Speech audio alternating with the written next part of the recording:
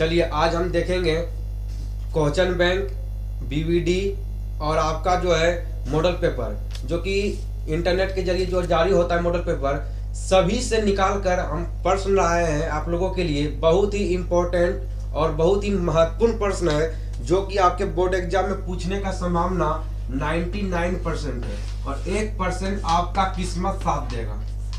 1% जो है ये आपका किस्मत साथ देगा। कुछ दुआ काम करता है तो कुछ दवा काम करता है, ठीक है। तो 1% ये आपका नसीब होगा तो आ सकता है, नहीं नसीब होगा तो नहीं आएगा, लेकिन 99% है कि संभावना है कि प्रश्न 99% इस चैप्टर से बनेगा। इसमें हम कवर करेंगे चैप्टर नंबर 1 और चैप्टर नंबर 2। दोनों चैप्टर से प्रश्न सॉल्व करेंगे, क्योंकि चैप्टर नंबर 1 से ज्यादा क्वेश्चन नहीं है। मात्र चैप्टर नंबर 1 में 3 क्वेश्चन है जो कि बहुत ही महत्वपूर्ण है, और चैप्टर नंबर 2 में थोड़ा ज्यादा प्रश्न है, उससे 4 प्रश्न करेंगे। चैप्टर नंबर 1 में 3 क्वेश्चन और चैप्टर नंबर 1 में 3 क्वेश्चन और चैप्टर नंबर 2 में 4 क्वेश्चन करेंगे, ठीक है। टोटल मिलाकर 7 से 8 क्वेश्चन हम आपको करवाएंगे। उन्हीं सभी क्वेश्चनों को आप कर लीजिएगा, ज्यादा करने का जरूरत नहीं है, ठीक है। उससे बेसी आप मत पढ़िए, इतना ही पढ़ लीजिएगा, ठीक है। चलिए, तो आपका क्वेश्चन बैंक से प्रश्न लाए, क्वेश्चन बैंक का प्रश्न है, बीवीडी का प्रश्न है, मॉडल पेपर का प्रश्न है, ये तीनों को मिलाकर हम यहाँ पे लाए हैं, ठीक है। इसको देख लीजिए ये वीडियो को। चलिए, बगल में आपको क्वेश्चन स्लाइड किया होगा, सारा क्वेश्चन आपको दिख रहा होगा, है ना, कौन कौन सा प्रश्न करना है। चलिए, पहला नंबर प्रश्न आपके स्क्रीन पर होगा कि पानी में रखा सिक्का उठा हुआ दिखता है क्यों। पानी में रखा हुआ सिक्का उठा हुआ दिखता है क्यों। 2021 में पूछा था फर्स्ट सीटिंग में। कब पूछा था? फर्स्ट सीटिंग में पूछा था कि पानी में रखा सिक्का उठा हुआ प्रतीत होता है क्यों। तो आपको मालूम होगा कि प्रकाश के अपवर्तन के कारण ही सिक्का जो है वह उठा हुआ प्रतीत होता है, ठीक है। आपको हम बता दिए। देखिए, ये क्वेश्चन जो आपको बगल में स्लाइड किया हुआ है, मेरे दोस्त, अगर आपको समझ आ जाता तो आपके सामने हम हाजिर नहीं होते, है ना। सिर्फ आपको लिखना तो लिख लीजिए, लेकिन जो हम बोल रहे हैं अगर वो आप कॉपी में लिख लेते हो तो इससे बेहतर और कुछ भी नहीं हो सकता है, क्योंकि आपको किताब में तो आपका भी लिखा हुआ है, ठीक है, बुक में तो आपका भी लिखा हुआ है, क्वेश्चन बैंक में भी लिखा हुआ है, लेकिन आपको समझ नहीं आएगा, ठीक है। जो हम बोलते हैं वो आप समझिए, ठीक है। तो पहला नंबर प्रश्न क्या है कि पानी में रखा सिक्का उठा हुआ दिखता है क्यों। तो ये आपका चैप्टर नंबर 2 का प्रश्न है, अपवर्तन से, ठीक है, अपवर्तन का प्रश्न है। तो पानी में रखा सिक्का उठा हुआ दिखता है क्यों। तो आपको मालूम होगा कि प्रकाश के अपवर्तन के कारण जो है प्रकाश के अपवर्तन के कारण पानी में रखे सिक्के उठे हुए दिखाई देता है। यह आपका चैप्टर नंबर 2 का फर्स्ट पेज में दिया है। फर्स्ट पेज में ही दिया, आपको पेज भी बता रहे हैं कि किस पेज में है। अगर आपके पास बगल में बुक है तो बुक में देख लीजिए, फर्स्ट पेज में ही लिखा होगा ये चीज, ठीक है। आप ध्यान तो नहीं दिए होंगे, मौज मस्ती किए होंगे, कोई बात नहीं है। चलिए, पहला प्रश्न सॉल्व हो गया। और आपको देखिए, आपको हम थोड़ा सा एक जो है डायग्राम बना कर दिखा देते। देखिए, ये मान लीजिए कि पानी है और यहाँ पे सिक्का है, चलिए, एक क्वेश्चन से डबल क्वेश्चन सॉल्व करेंगे, ठीक है। एक क्वेश्चन से डबल क्वेश्चन सॉल्व करेंगे। देखिए, अब देखिए, अगर आपके पास कॉपी है, नोटबुक है, तो निकालिए और लिखिए, अपवर्तन का परिभाषा लिख लीजिए। देखिए क्या होता है। जब प्रकाश की किरणें एक माध्यम यानी कि निर्वात से, एक माध्यम ये हो गया, अब पानी क्या हो गया, पानी ये सेकंड माध्यम आपका हो गया, सेकंड माध्यम। जब प्रकाश की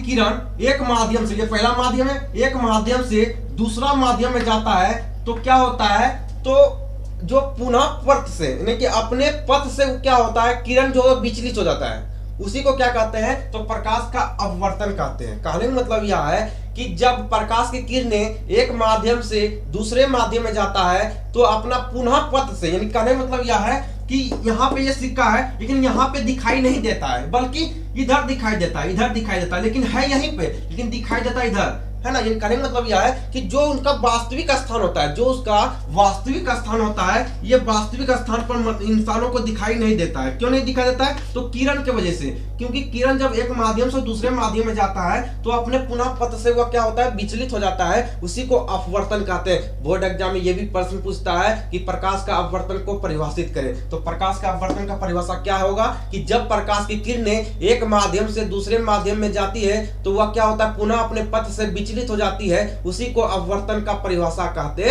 हैं। चलिए सॉल्व हो गया। उसके बाद आपका सेकंड नंबर प्रश्न है, आपको स्क्रीन पर सारा प्रश्न दिख रहा होगा। उत्तल लेंस को अभिसारी लेंस क्यों कहा जाता है? उत्तल लेंस को अभिसारी लेंस क्यों कहा जाता है? अगर आप ज्यादा ब्रिलियंट हैं तो बताइए, नहीं याद है तो हम बताएंगे। चलिए पहले आप बताइएगा। चलिए अगर आपको मालूम होगा तो लिख लिए होंगे कॉपी में, नहीं मालूम होगा तो हम बताते हैं। सेकंड नंबर प्रश्न आपका क्या कहा जा रहा है? उत्तल लेंस को लिखिए, क्वेश्चन लिख लीजिए अपने नोटबुक में। उत्तल लेंस को अभिसारी लेंस क्यों कहा जाता है? आपको मालूम है? आपको मालूम है तो नहीं मालूम है तो सुनिएगा, आपको स्लाइड किया हुआ है, सुनिए। उत्तल लेंस के द्वारा आपतित समांतर किरणें अपवर्तन के फलस्वरूप एक बिंदु पर मिलती है। किस बिंदु पर मिलती है? एक बिंदु पर मिलती है। यानी उत्तल लेंस प्रकाश के समांतर किरणों को अभिसरित करता है तथा उत्तल लेंस को इसी गुण के कारण अभिसारी लेंस कहते हैं। कहने का मतलब यह है कि जो उत्तल लेंस होता है,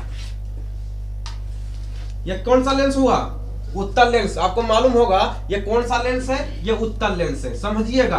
सिर्फ हमको यहाँ पे आते भचभचा के बोल के चल जाते हैं ना, लेकिन आपको कुछ समझ नहीं आता है ना। प्रश्न तो आपके बुक में भी दिया है लेकिन आप नहीं समझ पाइएगा, इसलिए हम समझाने के लिए आए। देखिए ये क्या है, तो आपका उत्तल लेंस है, समझिएगा। उत्तल लेंस है जब प्रकाश की किरणें आती है, देखिए आ रहे प्रकाश की किरणें आ रही है, ध्यान दीजिएगा, आ रही है प्रकाश की किरणें। और जब ये प्रकाश की किरणें आएगी तो जाकर सभी प्रकाश की किरणें क्या करेगी? एक बिंदु पर जाके वो मिल जाएगी। कहां मिल जाएगी? तो एक बिंदु पर जाके वो मिल जाएगी। एक बिंदु पर जाके वो क्या करती है? मिल जाती है। इसी गुण के कारण क्या कहते हैं? तो इसे क्या कहते हैं? तो अभिसारी लेंस, अभिसारी किरणपुंज कहते हैं। क्योंकि क्या होता है कि सभी प्रकाश की किरणें एक बिंदु पर आकर मिल जाती है, उसी को क्या कहते हैं? इसी गुण के कारण इसको क्या कहते हैं? तो उत्तल लेंस को अभिसारी लेंस कहते हैं। चलिए सॉल्व हो गया, 2 क्वेश्चन सॉल्व हो गया। अगर इस वीडियो में अगर सारा क्वेश्चन करवा देते तो ठीक है, नहीं तो नेक्स्ट वीडियो में करवाएंगे, ठीक है। चलिए दूसरा नंबर क्वेश्चन सॉल्व हो गया। इसी प्रकार हर रोज आपके लिए जो फिजिक्स का क्वेश्चन करवाएंगे, फिजिक्स खत्म होगा उसके बाद जो है केमिस्ट्री लाएंगे, यानी कि लाते रहेंगे आप, ठीक है। चलिए आप जो है आपका तीसरा नंबर प्रश्न आपका क्या कहा जा रहा है कि प्रकाश अपवर्तन क्या है? प्रकाश अपवर्तन क्या है, इसके नियमों को लिखे। प्रकाश अपवर्तन क्या है, इनके नियमों को लिखे। क्या मेरे दोस्त अभी आपको नहीं बताए थे हम? प्रकाश का अपवर्तन का परिभाषा बताए थे ना? अरे भाई बताए थे, क्या अभी भी बताने की जरूरत है?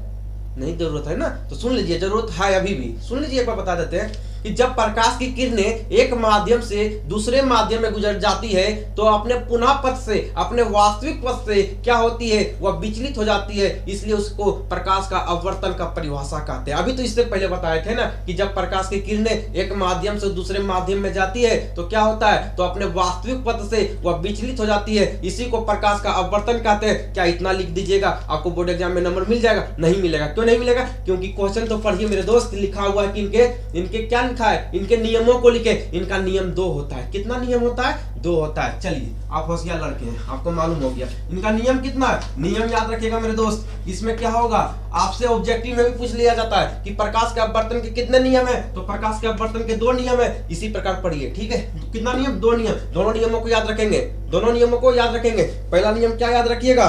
तो याद रखिएगा आपतित किरण, चलिए याद रखिए। पहला नियम सुनिएगा, बढ़िया से सुनिएगा। कॉपी कलम रख दीजिए, ठीक है। अगर आपके सामने अभी कॉपी कलम में सारी चीज रख दीजिए, पहले सुनिए, है ना। अगर लिखते रहिएगा तो आप समझ नहीं पाइएगा, ठीक है। पहले सुनिएगा, पहले क्या नियम है। पहला नियम है कि आपतित किरण सुनिएगा, कौन सी किरण कह रही है?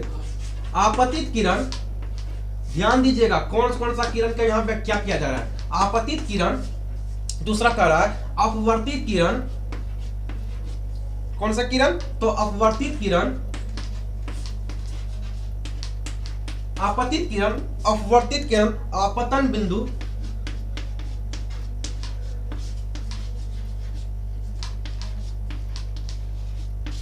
आपतित किरण, अपवर्तित किरण, आपतन बिंदु पर अभिलंब।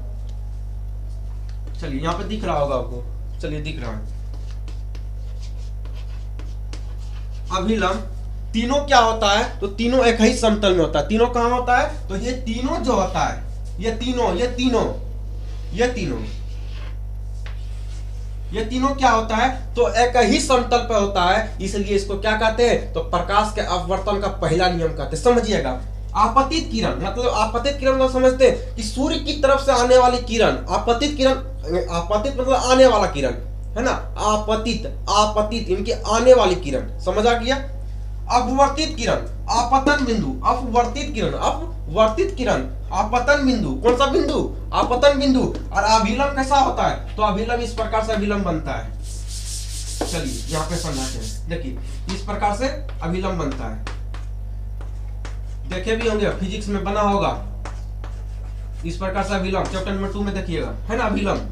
और क्या होता है? तो तीनों एक ही समतल में होता है। तीनों कौन सा समतल में होता है? तो तीनों एक ही समतल में होता है। तीनों एक ही समतल में होता है, इसलिए इसको क्या कहा जाता है? इसलिए इसको प्रकाश का अपवर्तन का पहला नियम कहा जाता है। चलिए दूसरा नियम पढ़ते हैं।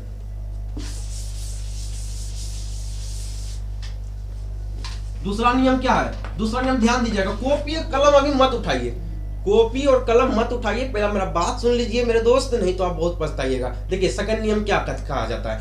प्रकाश के किसी विशेष रंग के लिए आपतन कोण की जगह अपवर्तन कोण की जगह का अनुपात नियतांक होता है, उसे प्रकाश का अपवर्तन का सेकंड नियम कहते हैं, और इसे स्नेल का नियम भी कहते हैं। यानी कहने का मतलब यह है कि एक क्वेश्चन से हम डबल क्वेश्चन सॉल्व कर लिए हैं, समझिएगा। चलिए समझिएगा, सेकंड नियम क्या कहे थे कि प्रकाश के किसी विशेष रंग के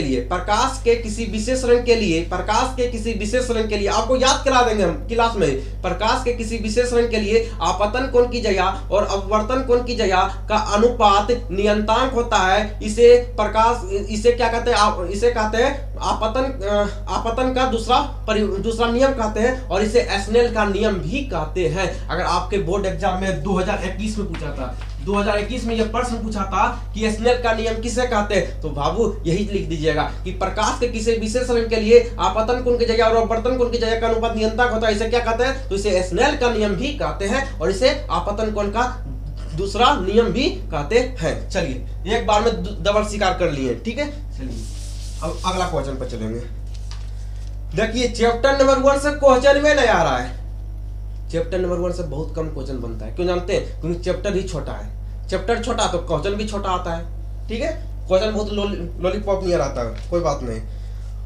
और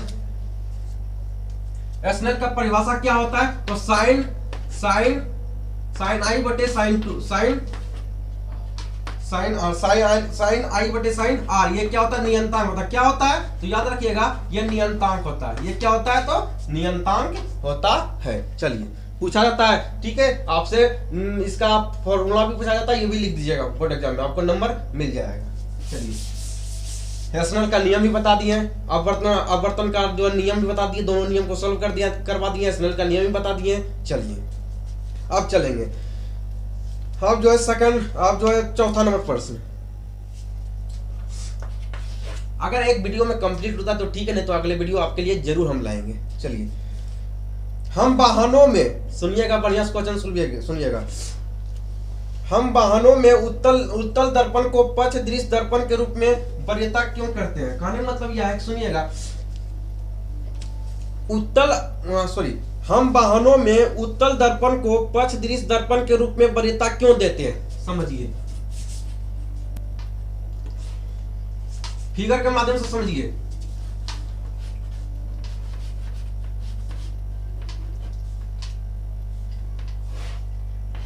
गाड़ी चलाए होंगे, दो तरफ क्या रहता है, आईना रहता है। क्या रहता है, आईना, दर्पण रहता है। ये आपका मोटरसाइकिल है, ठीक है। चलिए ये आपका क्या है, तो मोटरसाइकिल है, बना लीजिए किसी प्रकार से मोटरसाइकिल हो गया। ये क्या है, तो आपका मोटरसाइकिल है। और ये आपका दर्पण, ये क्या है, तो आपका दर्पण है, ठीक है। तो वही यहाँ पे प्रश्न में कहा जा रहा है कि इस दर्पण को हम वाहनों में उत्तल दर्पण को पक्ष दृश्य दर्पण के रूप में वरीयता क्यों देते हैं। निकालने मतलब यह है कि इसको पक्ष दृश्य दर्पण के रूप में क्यों उपयोग करते हैं, पीछे देखने के लिए क्यों उपयोग करते हैं, पीछे देखने के लिए क्यों उपयोग करते हैं। तो क्यों उपयोग करते हैं, क्योंकि मतलब क्या, क्योंकि ये क्या होता है, क्योंकि उत्तल लेंस जो होता है ये वस्तु को क्या करता है, तो वस्तु को छोटा करता है। क्या करता है, तो वस्तु को छोटा प्रतिबिंब बनाता है, जिसके कारण इसको हम पक्ष दृश्य दर्पण के रूप में इसका प्रयोग करते हैं। और याद रखिएगा बोर्ड एग्जाम में ऑब्जेक्टिव बनता है। क्या ऑब्जेक्टिव बनता है कि उत्तल दर्पण वाहनों के पक्ष दृश्य दर्पण के रूप में कौन सा लेंस का प्रयोग किया जाता है, कौन सा दर्पण का प्रयोग किया जाता है, तो उत्तल दर्पण का प्रयोग किया जाता है। ठीक है, सोल्व हो गया। और क्यों पक्ष दृश्य दर्पण के लिए उपयोग करते हैं, क्योंकि ये अपने उत्तल दर्पण जो होता है पीछे की वस्तुओं को छोटा बनाता है, छोटा प्रतिबिंब बनाता है, जिसके कारण ड्राइवरों को पीछे की वस्तुओं को देखने में क्या होता है, तो आसानी होती है। इसलिए जो है उत्तल दर्पण को पक्ष दृश्य दर्पण के रूप में इसका उपयोग करते हैं। चलिए नेक्स्ट क्वेश्चन में लिखते जाइए, प्रश्न लिखते जाइए, है ना। सिर्फ वीडियो बा ही ना पूछना होगा, ठीक है। ही आते रहिएगा, कोई है ना, साल भर तो ही आते रहे। चलिए उसके बाद आपका अगला प्रश्न है, चौथा प्रश्न करवा दिए थे, ये आपका पांचवा नंबर प्रश्न। चलिए पांचवा नंबर प्रश्न आपका कहा जा रहा है कि वास्तविक प्रतिबिंब और आभासीय प्रतिबिंब में क्या कह रहा है, तो अंतर आपको लिखने के लिए कहेगा, जो कि 2018 में पूछा था क्वेश्चन, 2018 में पूछा गया है, 2015 में पूछा गया है, 2021 में पूछा गया है। यार इससे बढ़िया क्वेश्चन और क्या हो सकता है, हो सके आपकी बार भी पूछ दे। चलिए यहाँ ध्यान दीजिएगा, वहां पे लिखा हुआ है, फिर भी यहाँ पर हम लिख देते हैं। वास्तविक प्रतिबिंब और आभासीय प्रतिबिंब, कौन सा प्रतिबिंब, हाँ आभासीय प्रतिबिंब, आभासीय प्रतिबिंब। जगह कम है इसलिए जो है एडजस्ट कर रहे थे, ठीक है, कोई दिक्कत नहीं। चलिए इन दोनों में क्या करना है, तो अंतर लिखना है। मात्र 10 ज्यादा अंतर नहीं लिखिएगा, मात्र दो अंतर लिख दीजिएगा, काम आपका बन जाएगा। पहला अंतर लिखिएगा, सॉरी यहाँ पे नहीं, यहाँ पे पहला अंतर लिख दीजिएगा। इस प्रकार से बोर्ड एग्जाम इसी प्रकार बनाइएगा। होशियार ज्यादा बनना भी बुर्बकता की काम होती है, ठीक है। ज्यादा होशियार भी मत बनिएगा, जिस प्रकार हम बनाए उसी प्रकार बोर्ड एग्जाम बनाइएगा। होशियार मत बनिएगा, क्योंकि एक बार जो है वास्तविक प्रतिबिंब को लिखिएगा, नीचे आभासीय प्रतिबिंब को लिखिएगा। मेरे दोस्त आसान मत कीजिएगा। अंतर पूछा तो अंतर क्या होता है, एक जो है आमने सामने होनी चाहिए तो बेहतर होगा। अगर उस प्रकार से भी आप लिखते हैं तो कोई माँ का लाल आपका गलत नहीं कर सकता है, कोई भी एग्जामिनर आपका गलत नहीं करेगा। लेकिन ये लिखना हो तो इसी प्रकार लिखिएगा। चलिए 1 नंबर 2 नंबर, 2 से बेसी मत लिखिएगा, 2 को लिख दीजिए, बहुत बढ़िया है। चलिए वास्तविक प्रतिबिंब और आभासीय प्रतिबिंब में अंतर देखिए। पहला अंतर क्या है, तो वास्तविक प्रतिबिंब जो होता है इसको पर्दे पर प्राप्त किया जा सकता है। इसको क्या किया जा सकता है, तो वास्तविक प्रतिबिंब को याद रखिएगा, वास्तविक प्रतिबिंब को पर्दे पर प्राप्त किया जा सकता है, पर आभासीय प्रतिबिंब को पर्दे पर प्राप्त नहीं किया जा सकता है। इसको पर्दे पर प्राप्त नहीं किया जा सकता है, पर वास्तविक प्रतिबिंब को पर्दे पर प्राप्त किया जा सकता है, पर आभासीय प्रतिबिंब को पर्दे पर प्राप्त नहीं किया जा सकता है। चलिए पहला अंतर हो गया। दूसरा अंतर सुनिएगा, वास्तविक प्रतिबिंब जो होता है ये सदैव उल्टा प्रतिबिंब बनाता है। सदैव कैसा प्रतिबिंब बनाता है, तो सदैव उल्टा प्रतिबिंब बनाता है, सदैव उल्टा प्रतिबिंब बनाता है। और आभासीय प्रतिबिंब जो होता है ये सीधा प्रतिबिंब बनाता है, उल्टा। देखिए वास्तविक प्रतिबिंब पर्दे पर प्राप्त किया जा सकता है, आभासीय प्रतिबिंब को पर्दे पर प्राप्त नहीं किया जा सकता है। वास्तविक प्रतिबिंब सदैव उल्टा प्रतिबिंब बनाता है, आभासीय प्रतिबिंब सदैव सीधा प्रतिबिंब बनाता है। चलिए दूसरा हो गया। तीसरा लिखिएगा, वास्तविक प्रतिबिंब दर्पण के आगे बनता है। ये दर्पण के वास्तविक प्रतिबिंब जो होता है, मान लीजिए दर्पण है तो दर्पण के आगे बनता है, दर्पण के आगे बनता है। वास्तविक प्रतिबिंब जो होता है दर्पण के आगे बनता है, और आभासीय प्रतिबिंब जो होता है दर्पण के पीछे बनता है, दर्पण के पीछे साइड बनता है। ठीक है, तो ये वास्तविक प्रतिबिंब दर्पण के आगे प्रतिबिंब बनाता है, और आभासी प्रतिबिंब दर्पण के पीछे। चलिए सॉल्व हो गया। 5वां नंबर प्रश्न हम बता दिए।